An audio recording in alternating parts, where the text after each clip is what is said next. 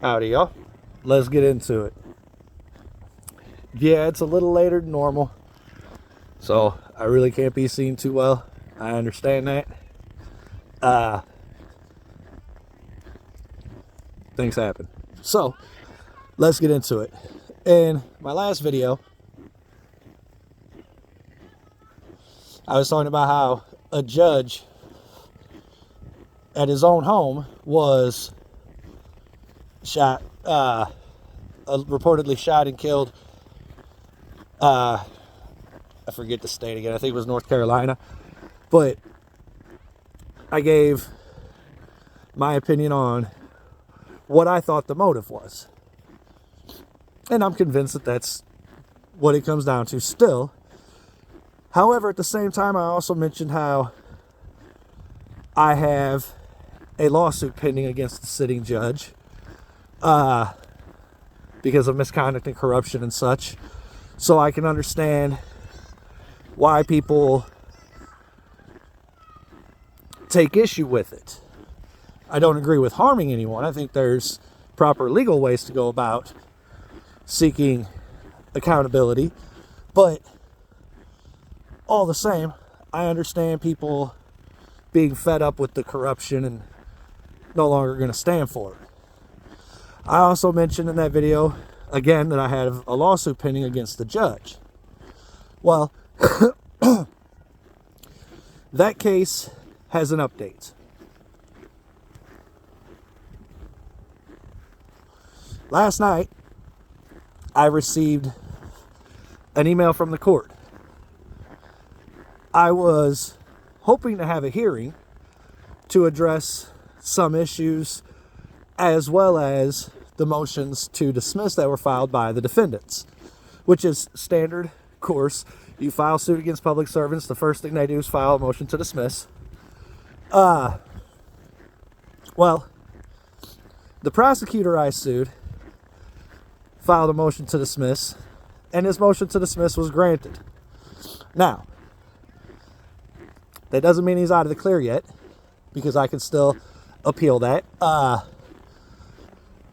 The underlying case that it all stems from doesn't go away, so he's going to engage in further acts and everything else, which will open the door for me to file new suit as an option. I mean, I still have numerous options available. I'm not even going to list them all out because, well, I'm not revealing my entire hand to them. However, the motion to dismiss filed by the Attorney General of the state's office on behalf of the sitting judge I'm suing, Judge Manansala, that was denied. Manansala, at the circuit court level, was stripped of both judicial and official immunity. Yeah, that's right, folks. I filed 100% pro se. I do not ever use lawyers, as they're in the same club as the judges, and they all literally work to protect each other. Again, things I can prove. I don't make false claims about these clowns. But anyway, filed completely on my own.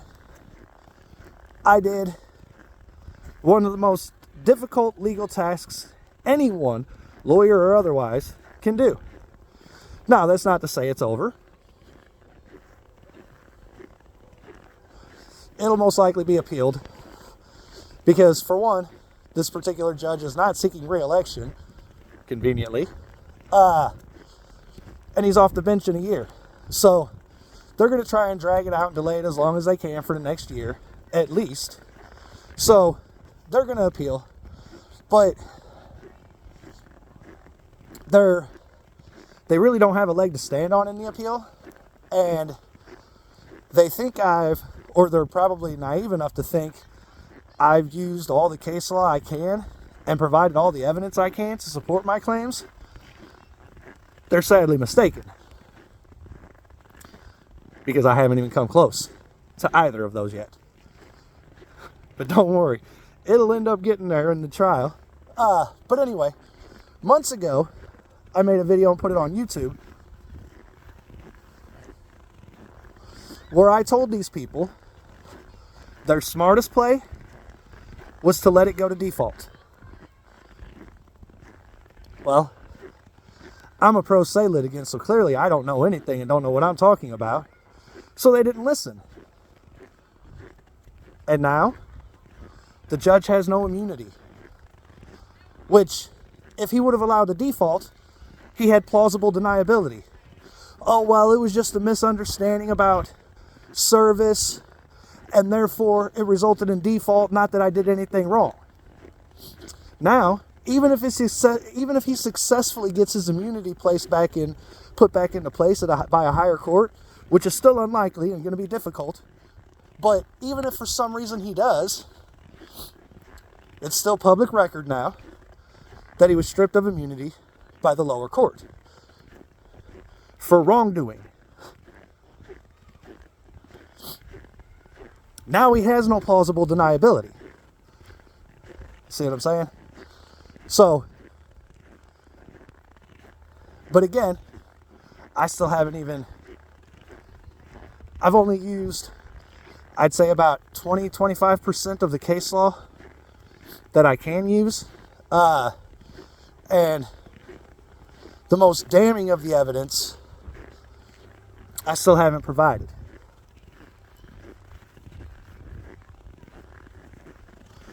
So, I haven't been given opportunity to do so yet, and that's why I haven't. However, it's throughout the appeals process, if they do so, it'll all be exposed, and it'll go from bad to worse for everyone involved. Minus me, of course. Now, I said before I gave them an opportunity and tried to tell them that their smartest play was to get out from under it as soon as they could. Let it go to default. They didn't listen. Again, their smartest play, try to get out from under this as soon as they can. Because the reality is, they can appeal. I can't stop them. I can't object. I mean, I could, but it would be pointless because they have the right to under the Constitution. However, in doing so, he'd be asking a higher court to look at all this misconduct he engaged in and then say it's okay that he did so and protect him. When in reality, the precedent would dictate that they don't protect him, they punish him further, possibly up to and including removal from the bench and loss of his law license. So he'd lose the ability to practice law, which means when he's off the bench, he wouldn't be able to go back to being an attorney. And, well, of course, those are the measures I'm specifically going to request the courts do as a punitive measure, on top of allowing the suit to proceed forward. So again, legally speaking for them, the smartest play would be to get out from under it as quick as they can. Now, I'm not offering legal advice. I'm just offering some free good advice. I'm just telling you, legally speaking, in my opinion, as a non-lawyer, what would be the smart play. But the lawyer and the judge can figure that out together and make the decision they feel is best for them. However, the fact that a judge lost immunity to a pro se litigant, the Attorney General's office lost a case defending judicial immunity in the courts to a pro se litigant, and the fact that I've warned them repeatedly that for more than 20 years now I've actually done this, not just talked about this, and that I actually know what the hell I'm doing and talking about, well, all things considered, in my opinion, which can now not be argued, carries some weight whenever I speak on legal issues after accomplishing this feat. In my opinion, as somebody looking out for the taxpayer's interest, not the public servants, because, well, corruption should be dealt with harshly, in my opinion. But looking out for the taxpayers and my advice for the benefit of the taxpayers, my suggestion again is to get out from under this as quick as you can. Because the further this goes, the more that will be exposed, the more of your judicial record that I'll bring into things, because it's going to be exceedingly relevant as this proceeds. So it just all gets far, far worse from here. As of right now, yeah, it's pretty bad. Falsifying documents, retaliation, abuse of power, discretion and authority, abuse of process. Those things are all bad. But what if I show that this has been going on for years and years with this same judge? He's done the same thing against attorneys. He's made some very questionable rulings, ironically enough, against pro se litigants, but also with attorneys who donated to his elections and re-elections, to his election and re-elections. There's just so much more I can show. And then the best part is I can also show that he was coordinating with other judges to try and ensure his retaliation was able to be enacted upon and everything else. So it's just going to go from bad to worse. And every filing I've made thus far has done the same. I've exposed more evidence in each filing. I've used more case law in each filing. And things are progressively getting worse. And the beauty is, they're oblivious to it all and not catching on to any of it. Even though I've told them. See, they think I'm just some pro se litigant and I don't know what the hell I'm talking about or what I'm doing. And they like to claim I don't know what I'm doing and don't know how to do things and everything else. Well, they were all just embarrassingly proven wrong. So, again, smart play. Get away from this as fast as you can. The fun play, let's let it go all the way through the process so I can get to discovery. Because then I get emails, then I get phone records, then I get other information that's being kept from me now. And there ain't a damn thing that can be done to stop me from getting that. And, well, Tony knows what I'll find when I get that information. He'd be smart to let his attorney know because, well, then he's protected. Attorney-client privilege, it couldn't be used against him. But if I get access to it, accountability is going to be a must. Smart play or the fun play. It's up to them. I'm not trying to force their hand. I just want to make sure the options are out there. Because again, my honest opinion, their smartest play would be to get out from underneath this. I already said this as far as earlier in the case because I straight said the law is complied with, they can't be granted immunity. The judge was denied immunity. It turns out I was right. And if they would have listened, the judge would have had plausible deniability.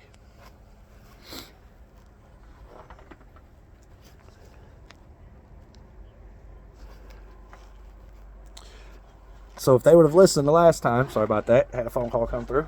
It paused the video on me. But yeah, if they would have listened last time, the judge would have had plausible deniability. They didn't, and now the judge doesn't have plausible deniability. And see, in my last video, I even literally said the default would allow for plausible deniability. Anything else wouldn't. Now we're at the something else doesn't allow plausible deniability part.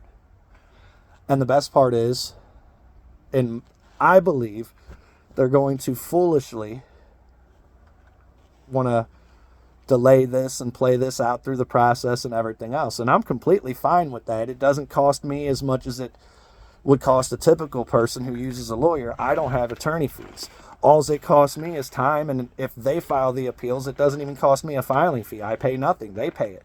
So it's just time for me. And for this, I've got nothing but time, baby. I got all the time in the world for this. I don't sleep much as is. So I got time. Fuck around, find out. So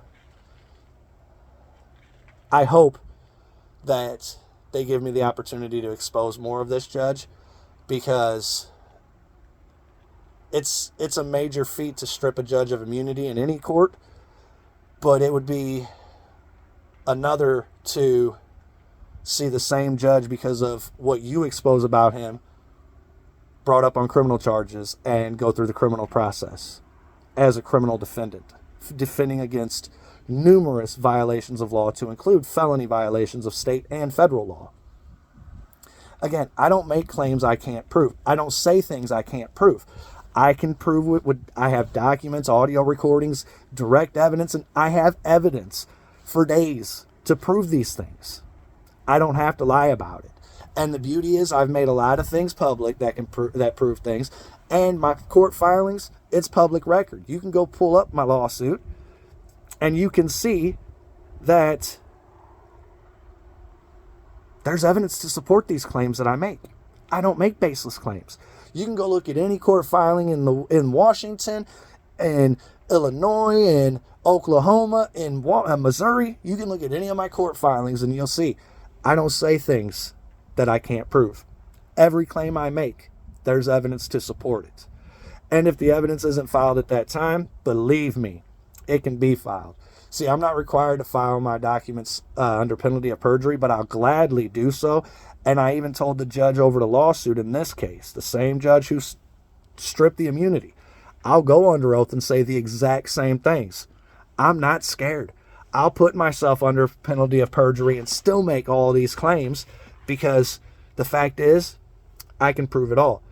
Jefferson County, Missouri operates a good old boys network. The sheriff's department, the prosecutors, the municipal court, the circuit court, they're all involved in this good old boys network. They look out for each other and protect each other from accountability and everything else. I'm exposing it. I'm going to dismantle it. And I'm going to end it. And that's a fucking promise to not just them, but to all the citizens and taxpayers in Jefferson County. I'm not going to fucking stand for it. I'm not going to allow it. And I will ensure accountability.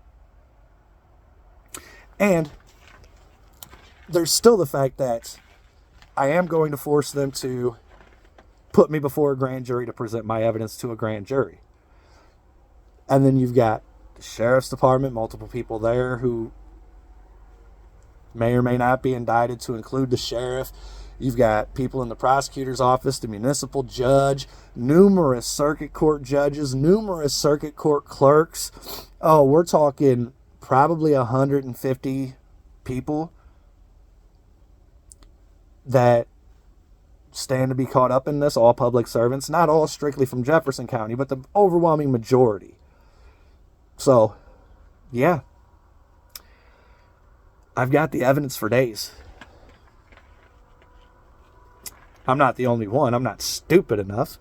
But, yeah, it's going to be interesting. It's going to be fun. Stay tuned, y'all. More to come. Until next time.